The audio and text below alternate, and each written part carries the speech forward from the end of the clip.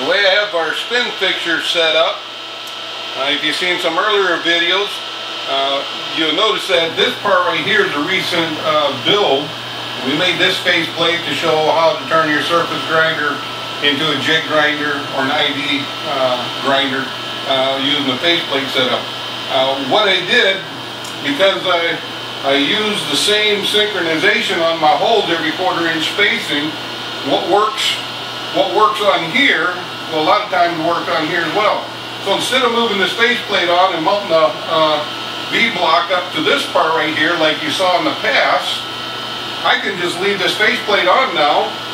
I can get my V-block mounted, get it centered, and then I can use these rails that I made, push on there. Now anytime I got diameters that I need to change, you know, if I put different diameters and I got to move the V-block in and out, it stays centered in one direction. I only have to take care of the centering this way. Now this is soft steel. So when we put this in, we can stick it in like so. And you always want to use some copper or brass underneath your screw.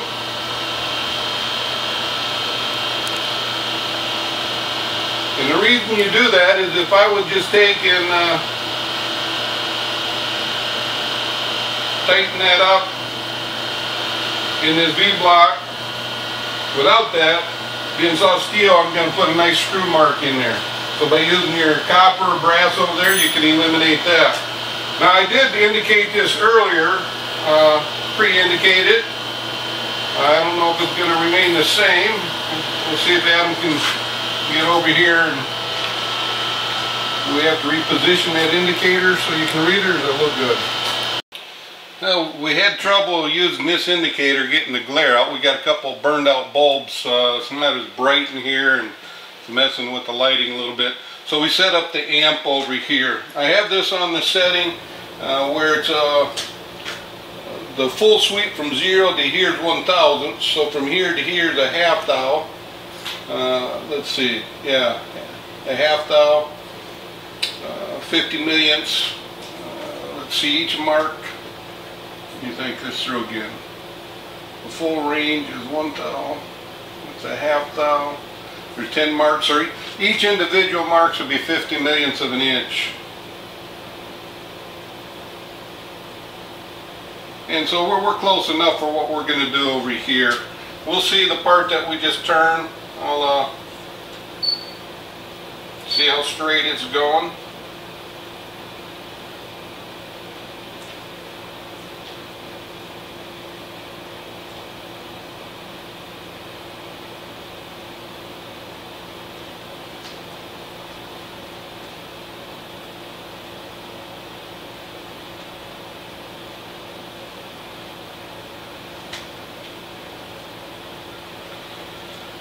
When you put something like this in a V-block setup, a lot of people might not realize it. Your V-block can be ground perfect. Your diameters can be running concentric and perfect. But the positioning where you have this clamp and the amount of pressure you put, you can actually change how that sits in the V-block. And so you always want to check. We checked up close, now we're going to check out far. And you can see we're a little bit out over there. But again, we're talking less than 2/1000ths of an inch. Let's see what happens if we come back on the same diameter, closer, and you can see we're a little bit closer. So what I can do, just by changing the pressure on this screw, the location of it, so it seems to be high at the bottom. So if I go backwards,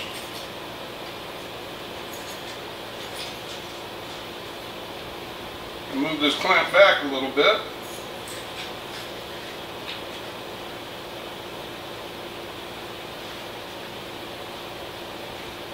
let's see if we can make this work.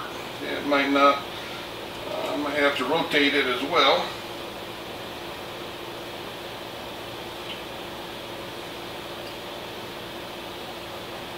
There you can see right there, just by positioning a little bit different, we got a different reading.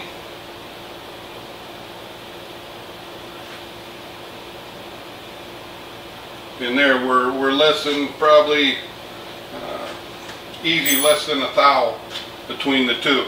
And you can see all I did was repositioning my clamp and spinning my part. Little differences like that, you can really change how things read.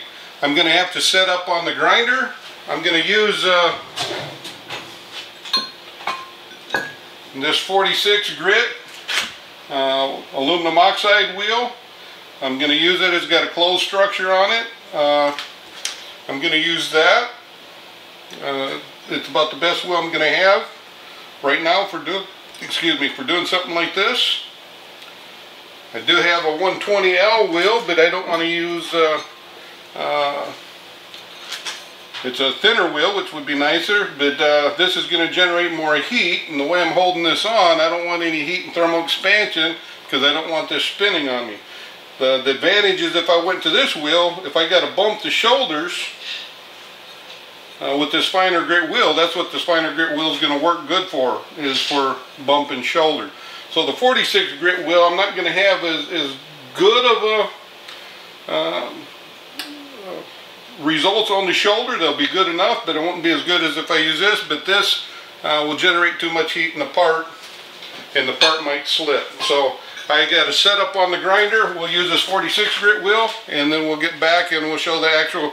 We'll grind this diameter to match the biggest bushing, and we'll get that set up and show you the procedure that we're going to use for that.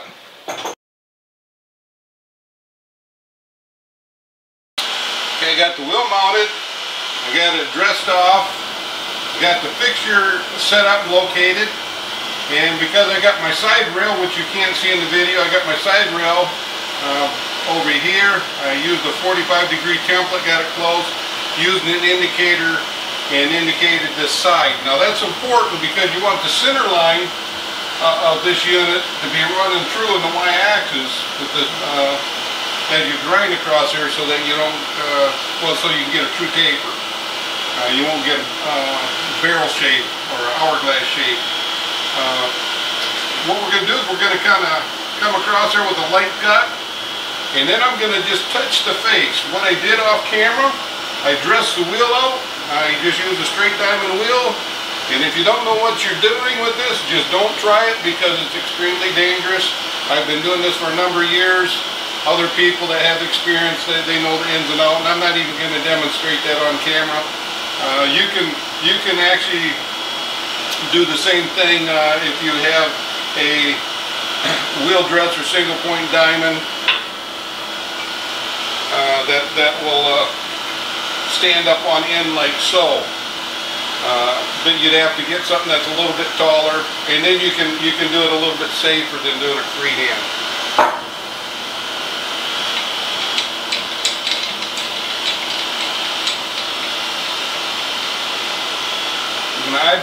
I eyeball that on the center, and I lock my table in.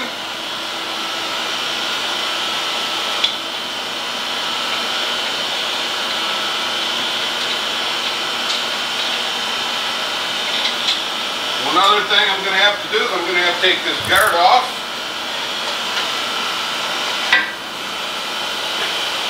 Because what's going to happen is my V-block is going to be hitting the guard if it's on. This is a common practice in grinding. I like to not take the guarding off at all if I can get away with it, but sometimes you have no choice.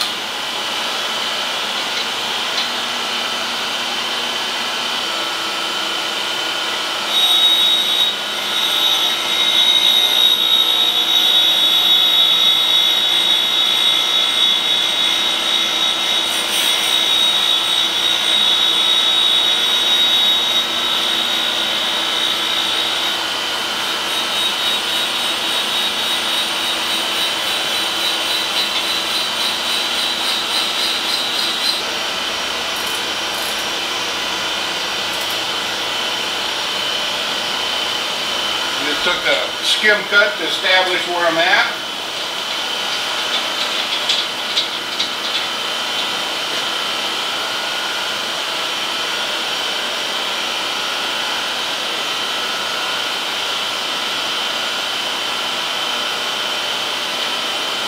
going to be able to get a nice close-up on this, Adam? Yeah. What I want to show them is how square this comes out with the crisscross pattern, so they have to see it in the mirror. Adam just took a picture, and what we wanted to demonstrate was that on the shoulder of the part, I just bumped the shoulder in the y-axis, and you'll see in the picture, you'll see a nice crisscross pattern. And what that will demonstrate is your squareness, how well it's lined up this way. In other words, it's not at an angle that way, it's not at an angle that way. It demonstrates that my center line is running perpendicular to the center line of the wheel. A lot of people mistakenly think that that crisscross pattern also would determine the accuracy of the angle, how it's set in that way. It does not. You can be off quite a bit that way or that way in relation to the wheel, and it will not, or you can still get a squareness pattern. The only thing that squareness pattern is really going to show me is how well I'm lined up in those two directions with the wheel. So I'll take a late cut. I'm at 3/16.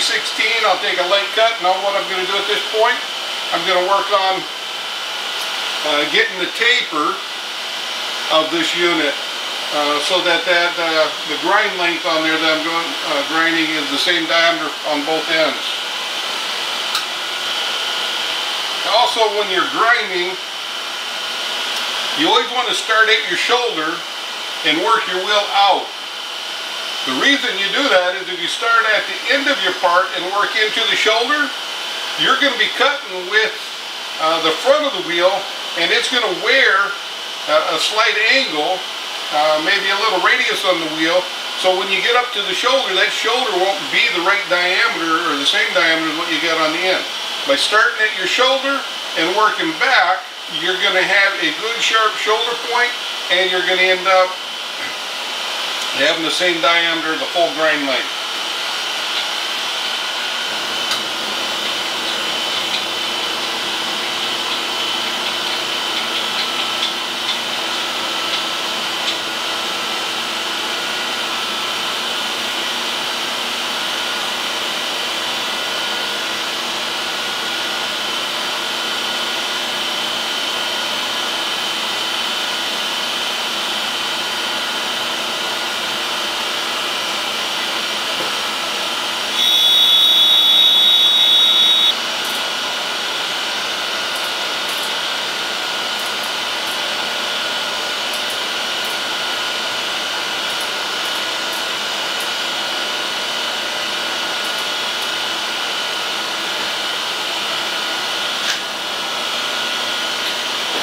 I won't have to adjust the taper in this direction because it's actually real good where it's at.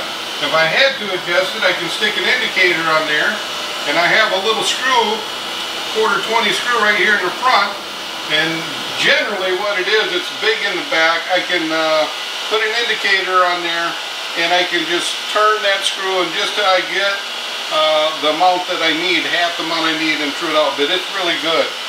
Another thing that I just done is for about 300 thousandths on the end, I ground already, so it's a few tenths under the ID on this hole. That will act as a lead on, and so that it will start real nice.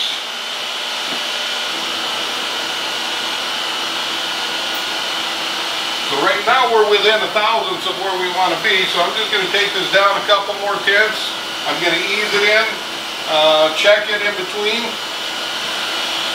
And I'll do with the bigger bushing.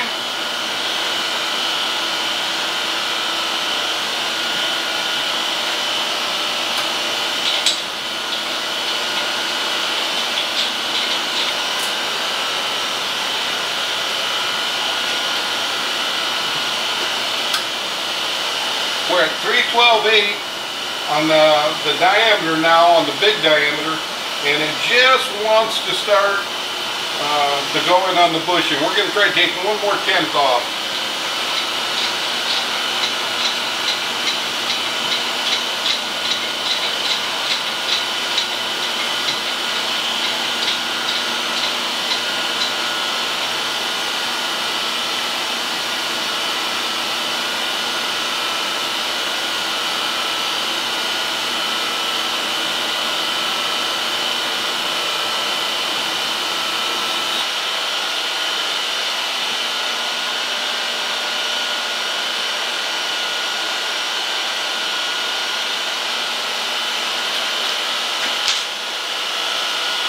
Okay, we got the largest one now where it will actually slip on and there is no shake in it. We only went down about a tenth at a time to get the nice fit. So the biggest one will go on, the smallest one will not. So what I'm going to do is I'm going to grind about half of that distance. I'm going to grind about a tenth smaller so that the small diameter will also go on. I'm not going to come all the way to the shoulder, just about half the pin length.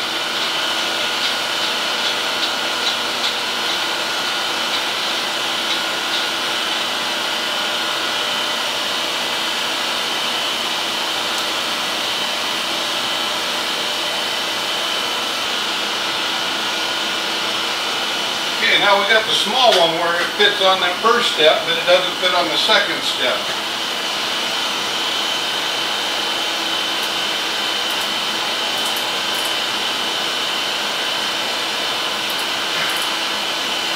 First step of about 300 thousandths back, all the bushings will slide on. That works as a lead on.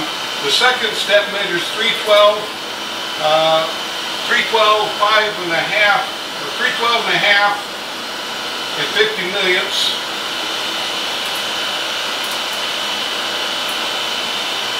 And we're about a tenth bigger on the back step. So that will be the difference that we have. We have about a tenth difference between the sizes on these bushings. So what I'll do now is I'll take this first one, because it'll fit nice and tight. I'll just move it on there by hand, and I can fit that bushing on, slide it on there until it doesn't want to go. It's plenty tight for grinding. I'll throw an indicator on here now, and we'll see how good the run out is on this.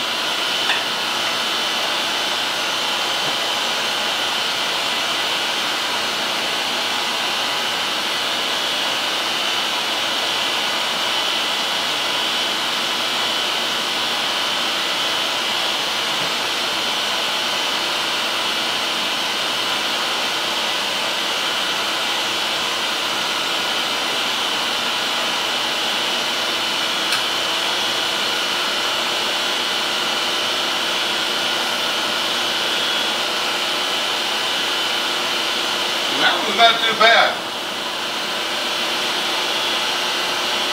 About 7/10.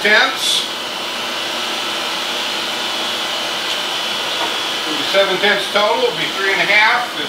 It's kind of got a low spot in it. One thing I have to do is I have to measure these and find the lowest one, because we want to grind these all to the same diameter as well.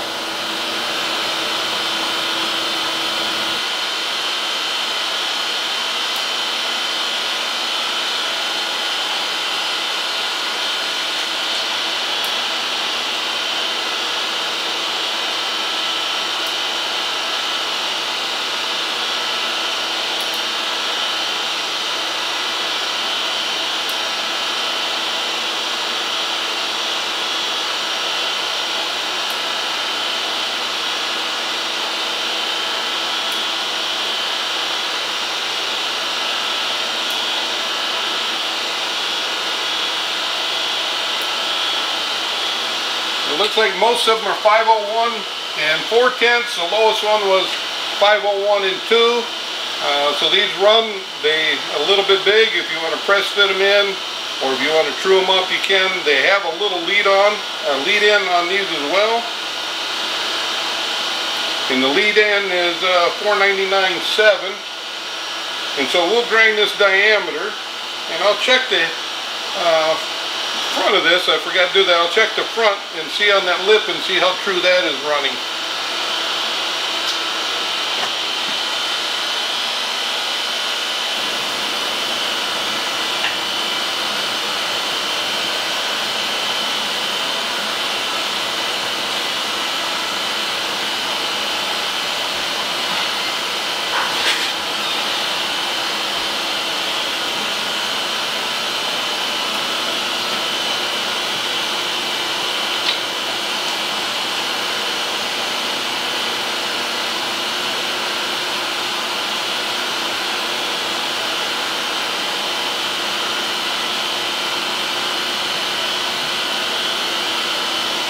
Looks like the lip is running out about 1/1000.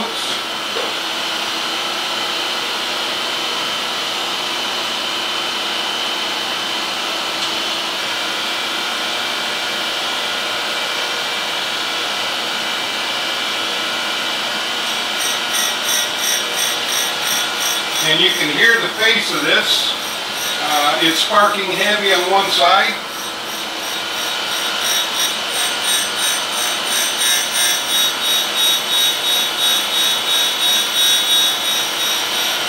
There, now I can see by the sparks it looks like we got to clean up all the way around. I'll set my digital there. And we're just going to ease this in. I'm not grinding with coolant. I don't want to get aggressive because it will heat up and it will expand and it will slip on the arbor and it won't be a good thing to do. Won't be a pretty picture.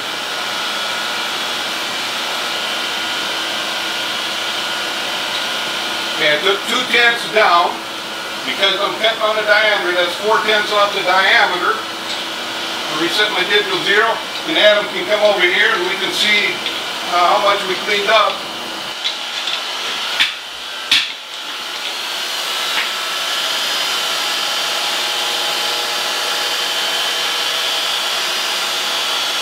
You can see we got a little ways to go on there yet.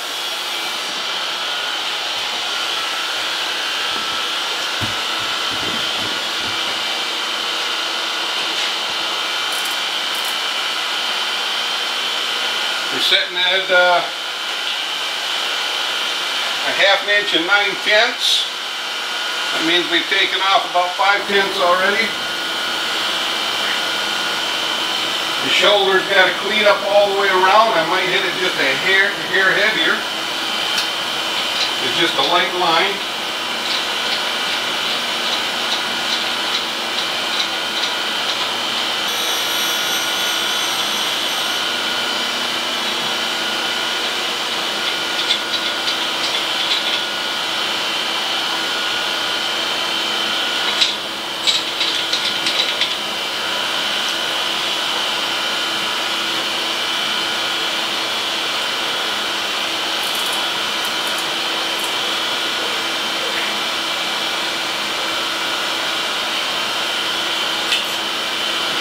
We're at 5/10 over a 1/2 inch and it's still not fully cleaned up. There's a couple little spots on there.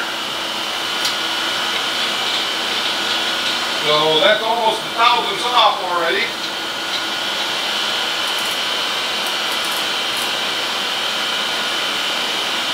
Tenth and a half over, a 1/2 inch. We're shooting for the 1/2 inch on the money.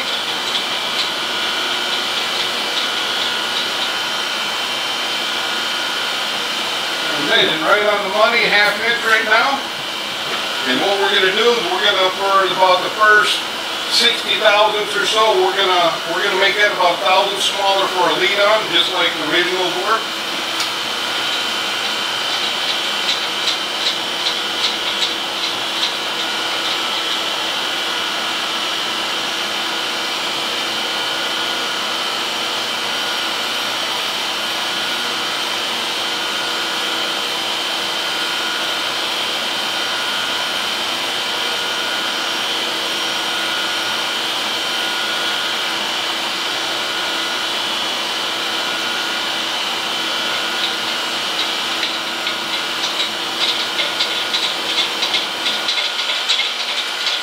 Adam wants to come and get a close-up on. Here you can see what it looks like.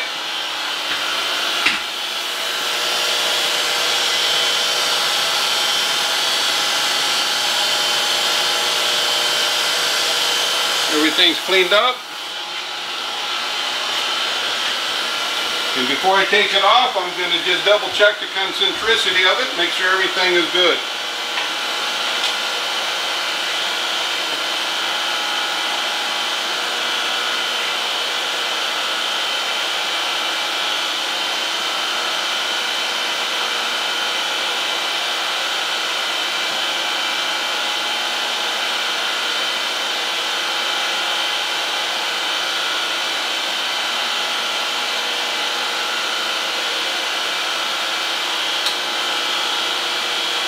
And it is running real good. check the arbor, make sure it's still running good. And it's running good too.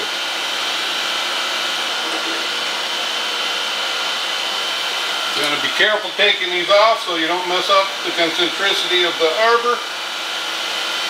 Like that, we'll let him get a still picture of this. So this was the first one of 10. I'm going to do the rest off camera, but you got the general idea of how we done that. What I'm going to do now, I'm going to demonstrate how we ground the little center drill that's in this part. And then that way Adam can go in and he can do the editing on the video, and while he's doing that I'll be grinding these other 10 bushings.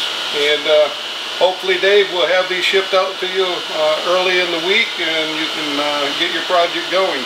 And again, if you want to see how these are being used, Dave has made a video on it. I'll put a link to it. I'm sure he'll have an update on that, but he's got some interesting projects going. I encourage you to take a look at his site and see what's going on there.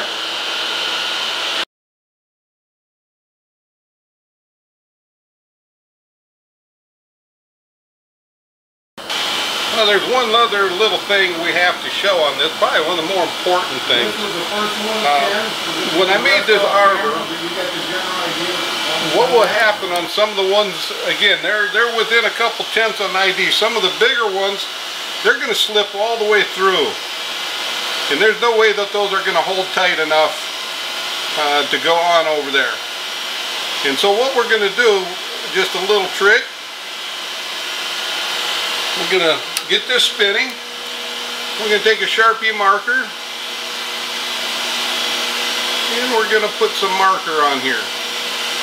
Now this marker is probably adding less than a tenth per side, maybe a tenth per side, I'm not sure. That's in its thickness, but when I rub the bushing over it, it's going to thin it out a little bit. The nice thing, you get a nice coating of that. It's a little wet right now. When I push this bushing over that, it's going to hit that, and you can see how tight it's already getting now. If I take this off, you can see it, now it's even spinning that. That's plenty tight for me to grind, and the longer it sets, as that glue dries up, it's going to set and it's going to be real tight. You have to be careful when you're doing this, and if you're not experienced, I would not recommend it because it's dangerous. Because what's going to happen if you come across here and you're grinding across and this is too loose and it starts spinning, it's going to get ugly real fast. So you want to make sure this is holding tight. I'm not using any screws because I don't on an arbor, because I know that this shoulder right here is not flat, so I'm guessing that the head of this is flat. And the whole idea of using this method right here is trying to get this OD concentric with the ID. And if I push this up against, say, the shoulder of the part with like a screw in there, well, if that shoulder is bad as what the shoulder is on the front, it's going to cock it over, and it's not going to give me a real good true grind. This way I get as best of a grind, as best of a concentricity as I'm going to be able to get by doing this method. I just have to make sure that these bushings are tight. So we'll finish the others. And we'll do that, and when I'm done I'll have to take some denatured alcohol and clean the residue of this on the inside out. So far we got 4 of them done. This is the 5th one, and they're coming out right on the money at a 1/2 inch diameter. And Dave, what I would recommend on your fixtures, instead of making these a press fit, and that depends on how well your dowel pin fits. If your dowel pin fits real nice the way you want it, instead of going with the press fit, if you go with a press fit, sometimes it closes up, and then you might have to hone that out a little bit to make your pins fit. What I would recommend is making that just kind of like a thumb fit in there. A slip fit, no shake, and then Loctite these in. You're getting the diameter ground true, the OD with the ID, and then we're also getting this inside head all squared up, and it'll be perpendicular. So just a nice thumb fit in there, it'll line them up and they'll be nice and true. One other thing that I don't like with press fits, material's got to go somewhere. If you're going to take a 1/2 inch say if this diameter, if they started right out of the box about 501 and a half, and you're going to put that down into a 500 diameter hole, there's a 1/1000 material that's got to go somewhere. Something's going to move on you. And is it going to move even? You don't know that. The softer material that's going to move, it's going to be the aluminum, and so then you're going to have a distortion in that aluminum at the place you're press fitting this in. By doing just a light thumb fit in there and Loctiting, you can eliminate all that distortion in your parts there too, and you can get your higher accuracy that way. And if you use that red Loctite, you're not going to get them out unless you use heat on them anyways. So anyways, we're going to finish these up, and again, I just have to emphasize, if you're not experienced at doing this type of work, don't even try until you have someone experienced that can be there holding your hand doing it, because it is dangerous. So just be careful, but this is a method that you can use that will align that ID and the OD and that shoulder, get them running as true as it can be. I'm going to let Adam go in, and I'll grind the rest of these off camera while Adam's editing the video. Thanks for watching.